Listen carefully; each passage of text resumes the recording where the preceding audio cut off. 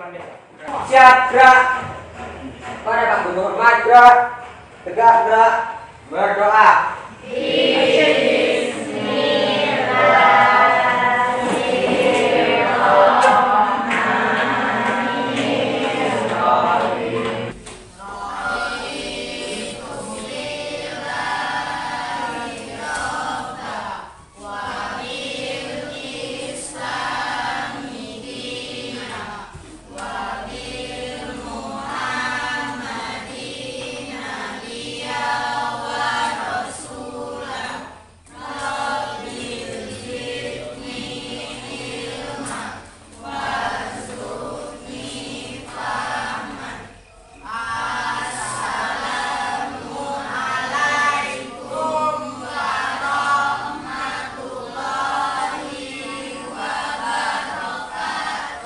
Waalaikumsalam warahmatullahi wabarakatuh. Selamat siang teman-teman sekalian.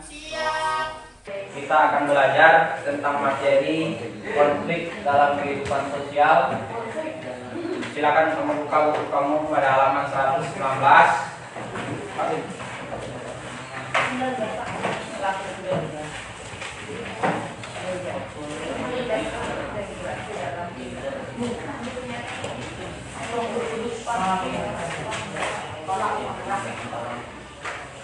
Baik Anda sekalian, pada halaman 119 materi kita adalah konflik dalam kehidupan sosial. Pada pertemuan sebelumnya kita sudah mempelajari berbagai hal, ada mobilitas sosial, dampak, pengaruh, kemudian keragaman budaya bangsa Indonesia. Kemudian apa tujuan kita mempelajari konflik sosial ini dalam kehidupan sosial? Yang pertama adalah tujuan pelajaran kita menjelaskan pengertian konflik dengan benar, kemudian menguraikan faktor-faktor penyebab konflik sosial dengan benar, kemudian menganalisis akibat konflik dengan benar. Kemudian yang keempat, menganalisis cara menangani konflik dengan benar. Terakhir, berhasil peserta didik itu mempresentasikan hasil kerjanya dengan benar. Itulah tujuan pembelajaran kita yang akan kita capai pada hari ini. Selanjutnya Anda sekalian, apa manfaat kita belajar tentang materi ini? Manfaat kita belajar materi tentang konflik dalam kehidupan sosial ini adalah banyak hal.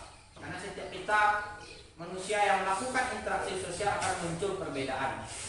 Ya, salah satu perbedaan itu akan mempengaruhi munculnya konflik. Seperti kamu di rumah sekurang-kurangnya bertengkar dengan adik, bertengkar dengan kakak, itu konflik dalam ukuran kecil, atau berbeda pendapat dengan teman di kelas, itu konflik. Nah, manfaatnya adalah bagaimana kita memanajemen konflik ini agar tidak menjadi besar. Itulah manfaat kita belajar pada hari ini. Baik Anda sekalian, tujuan dan manfaat kita pahami. Silakan lihat video yang akan Bapak putar ini.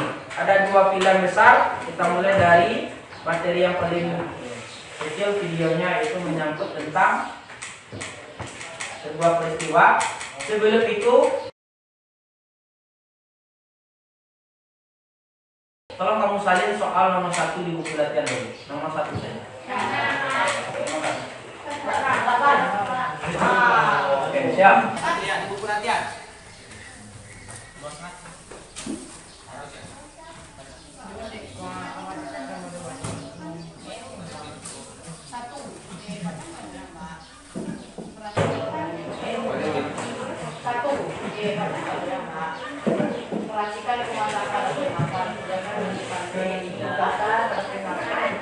Silakan nomor 1 saja dulu.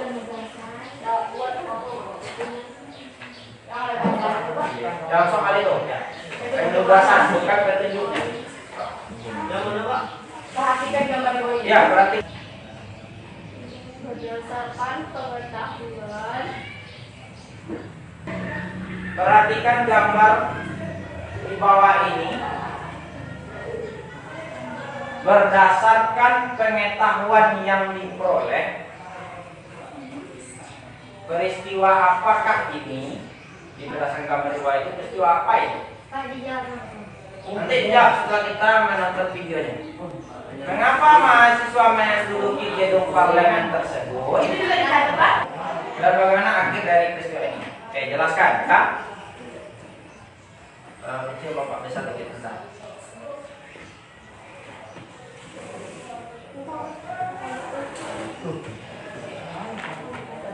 Sudah besar ya?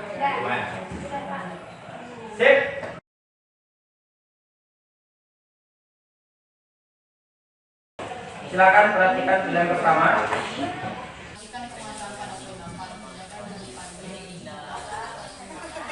Silakan nomor 1 saja dulu.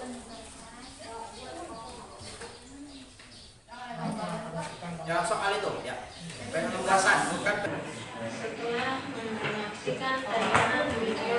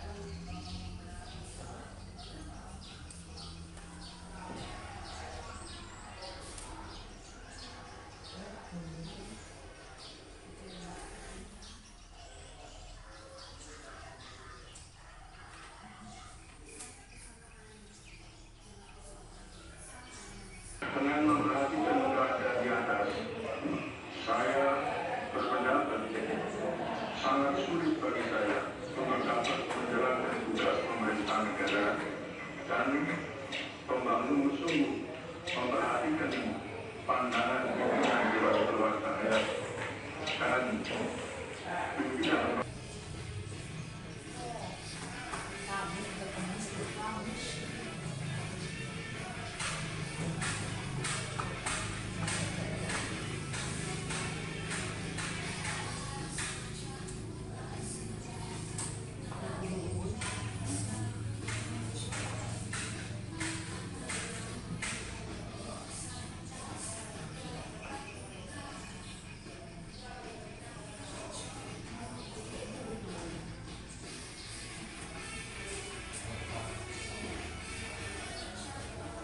Oke, kita lanjut dengan video yang kedua.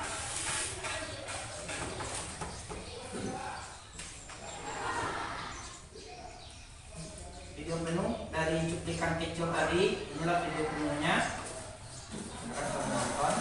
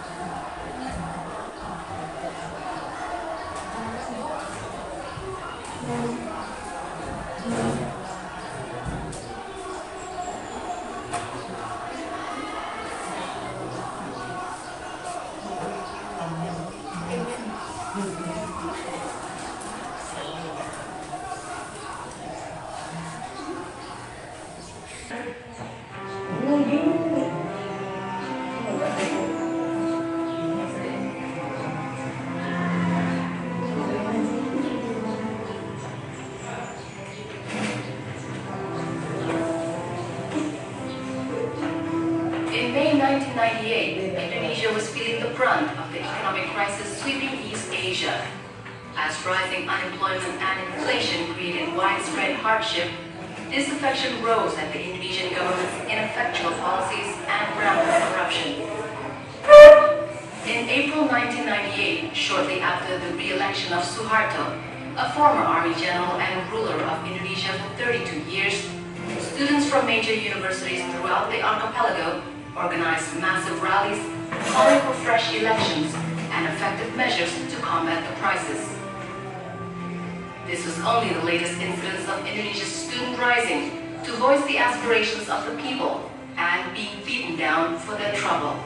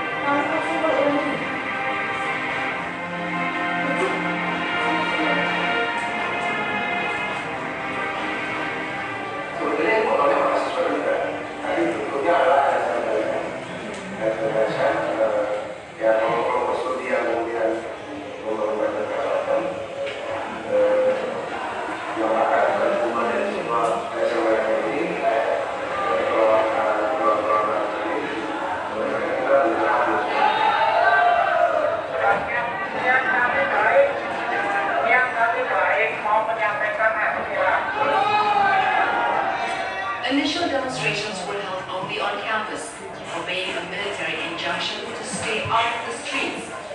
But the students chafed at being confined and pressed to hold rallies at the Parliament building, where they could present their demands directly to the government. At Trisakti University, a kilometer from the Parliament, students finally surged into the street and into a hail of gunfire.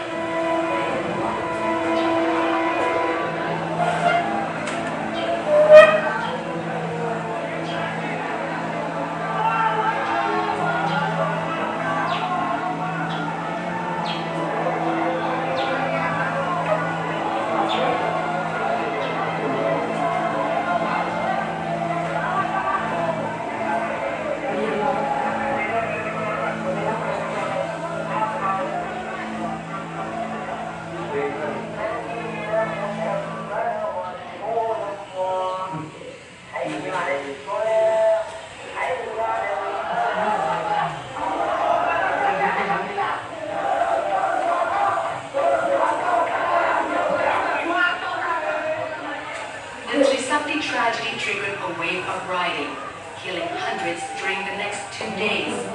A week after the tragedy, students entered and occupied Parliament, facing only token resistance from the military.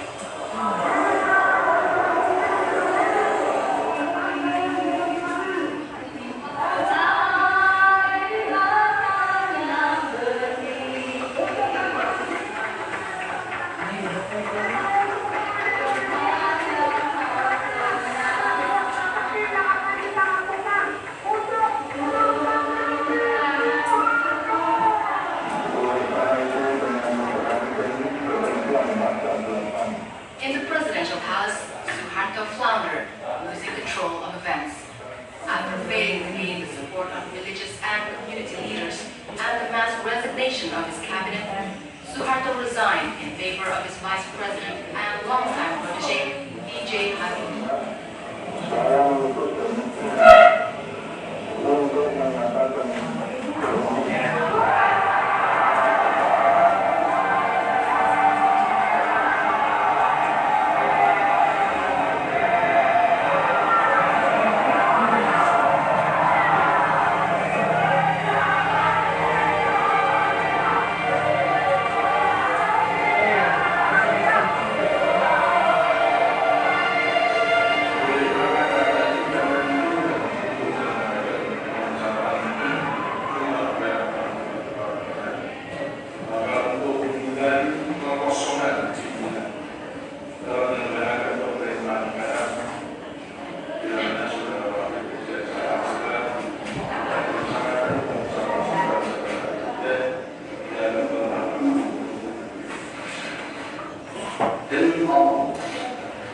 saya resmi akan memenuhi kewajiban Presiden Republik Indonesia dengan sebaik-baiknya. At first, the students exulted at the downfall of Suharto, disapproving the myth that the old general was indispensable to the nation's stability.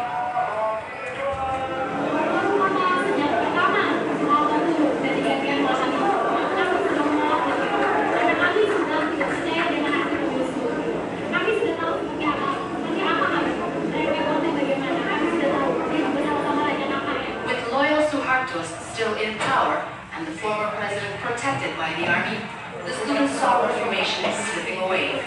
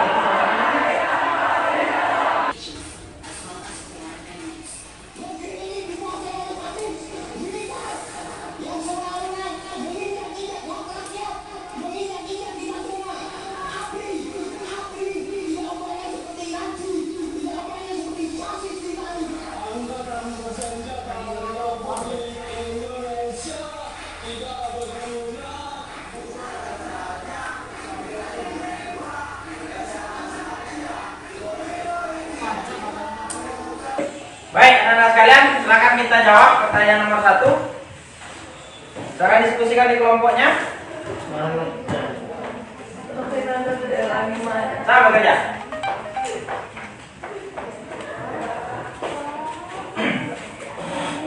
Silakan jawab pertanyaan nomor 1 di kelompoknya dan silakan tampil nanti. Tadi Soeharto apa Pak? Nggak jelas loh. Kan bahasa Inggris. Silakan kerjakan.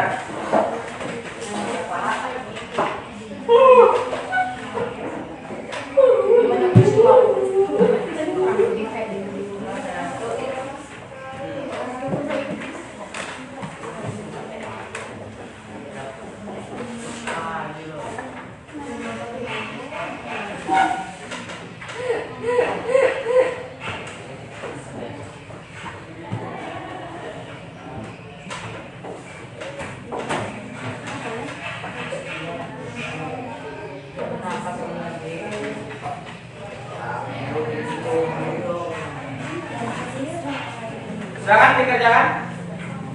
Pak.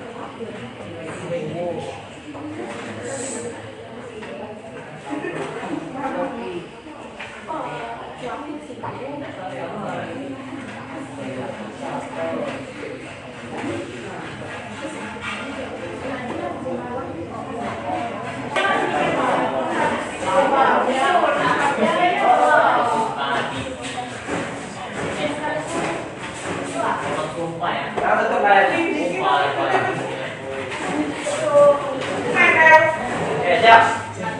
Buka, kemudian bacakan. Dibuka dulu. Nggak usah, seperti biasa. Mana ada biasa. Assalamualaikum warahmatullahi wabarakatuh. Waalaikumsalam warahmatullahi wabarakatuh. Silakan.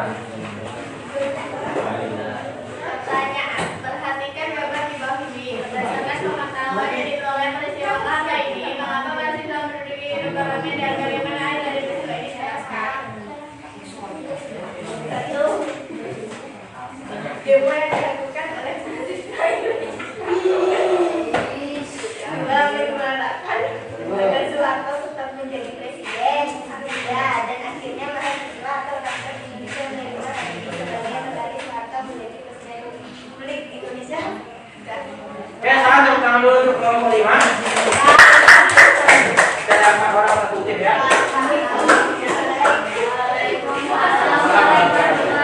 Setelah kelompok 6.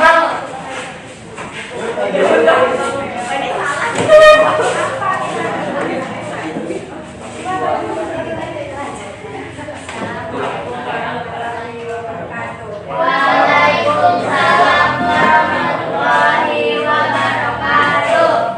Pertanyaan, mengapa mahasiswa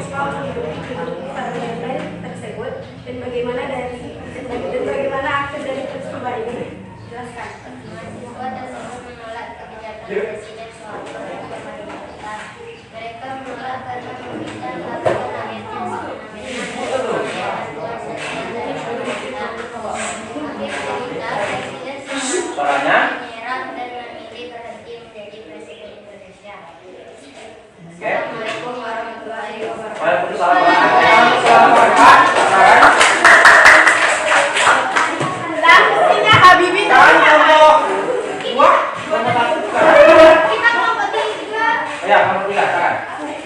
Saya catat dulu daftar anggotanya. Pak.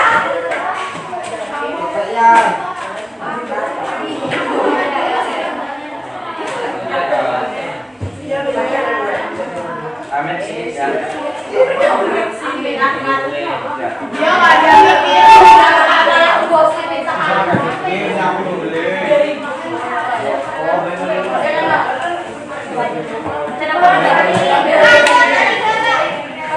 Sekarang kelompok tiga teman.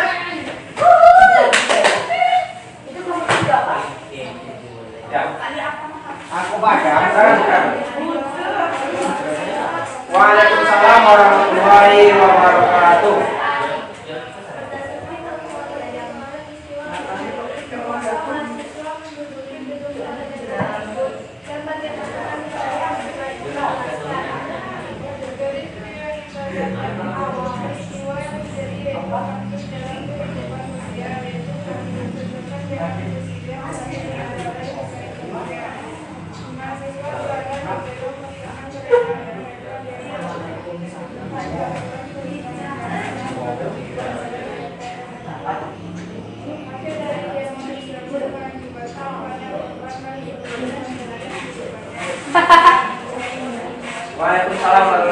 Kasih tepuk tangan untuk kelompok 3.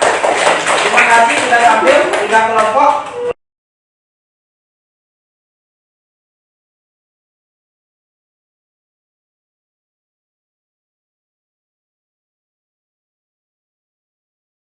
Anda sekalian, tujuan pembelajaran kita adalah menjelaskan pengertian konflik dengan benar, menguraikan faktor-faktor penyebab konflik sosial yang benar.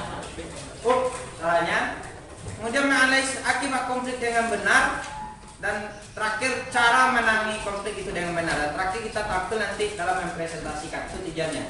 Dan Anda sekalian, apa itu konflik? Tadi kita sudah nonton video salah satu peristiwa yang sangat bersejarah dari bangsa kita, di mana gerakan reformasi meruntuhkan hegemoni pemerintahan Soeharto yang kita kenal dengan nama Orde Baru. Gerakan reformasi melahirkan gerakan perubahan dalam sistem pemerintahan kita. Nah, maka kenapa muncul gerakan reformasi? Karena ada konflik di awalnya, dan juga prosesnya juga lahir dari konflik. Jadi Anda sekalian, apa itu konflik? Menurut Profesor Dr. Surjono Sukanto, ya, Surjono Sukanto mengatakan bahwa ya, konflik itu suatu cara dalam rangka mencapai tujuan, baik itu individu atau kelompok, menggunakan segala cara termasuk ancaman atau kekerasan sebagai bentuk pertentangan terhadap lawan-lawannya. Itu konflik menurut Profesor Dr. Surjono Sukanto. Kita lanjut. Apa itu konflik menurut Profesor Robert M. Lawang? Menurut Robert M. Lawang, konflik itu adalah suatu perjuangan untuk memperoleh hal-hal yang langka, seperti nilai, status, kekuasaan, dan sebagainya, dengan tujuan tidak hanya memperoleh keuntungan, tetapi juga untuk ya menundukkan pesaingnya. Itulah pengertian konflik menurut Robert M. Lawang. Lanjut Anda sekalian, ya, kita simpulkan bersama-sama apa faktor penyebab konflik sosial. Ya, yang pertama adalah perbedaan dari masing-masing individu. Di daerah kita ada teman kita yang kembar identik seperti Nina dan Winnie, atau seperti yang sering kita tonton atau kamu tonton di rumah, Upin dan Ipin. Ya Anda sekalian, samakah Upin dengan Ipin karakternya? Tidak. Walaupun mereka kembar identik sekalipun, sama, susah membedakannya. Ya Anda sekalian, tetap hakikatnya manusia itu masing-masing memiliki perbedaan. Apalagi kakak dengan adik, walaupun satu ayah satu ibu, masing-masing memiliki karakter yang berbeda. Nah, maka akan muncul konflik nanti karena perbedaan individu. Selanjutnya adalah sekalian, apa yang menyebabkan konflik? Itu perbedaan latar belakang budaya. Ya. Latar belakang budaya seperti kita di SMP 46 Sejunjung ini. Ya, kita ini seperti gambaran Indonesia kecil karena beragamnya kita. Ada etnis Minang, ada etnis Jawa, ada etnis Batak, ada etnis Sunda, dan ada etnis Nias. Ini adalah sekalian seperti kita ini di kelas ini adalah gambaran Indonesia kecil. Nah, perbedaan latar belakang budaya ini juga mempengaruhi nanti, mempengaruhi karakter kita, ya, mempengaruhi watak, ya. Maka dibutuhkan pemahaman, ya, pemahaman kita. Selanjutnya apa adalah sekalian yang nomor 3 adalah perbedaan kepentingan. Seperti mahasiswa demo atau kemarin yang baru-baru terjadi demonstrasi para buruh meminta penghapusan undang-undang cipta kerja. Contoh, itu perbedaan kepentingan karena kepentingan yang berbeda antara buruh dengan perusahaan, antara buruh dengan pemerintahnya. Ya, anda sekalian, yang berikutnya apa faktor penyebab konflik? Perubahan nilai yang terjadi dengan cepat. Apa contoh nilai yang berubah, Pak? Ya, anda sekalian, waktu kita tidak terlalu banyak menghabiskan untuk menjawab soal yang ada di dosen matematik. Kita ganti. Saya akan membuka buku di halaman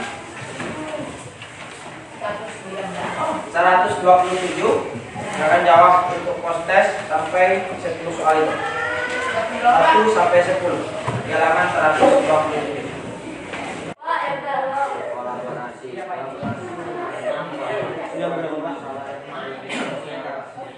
Baik anak sekalian,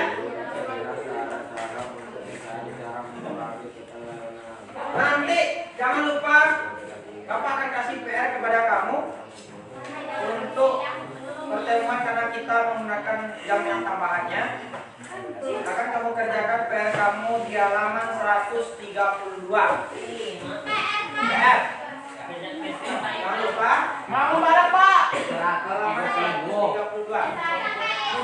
Ya. Nanti pas pertemuan jam 15 berikutnya. Ya, Sampai 6. ya. Nanti jangan lupa kerjakan PR pada halaman 132. Kapan kumpul? Besok. Semua pada pertemuan PS. Baik, kita tutup dulu jumpa kita. Alhamdulillah. Materi konflik dalam kehidupan sosial. Saya tutup dengan assalamualaikum warahmatullahi wabarakatuh.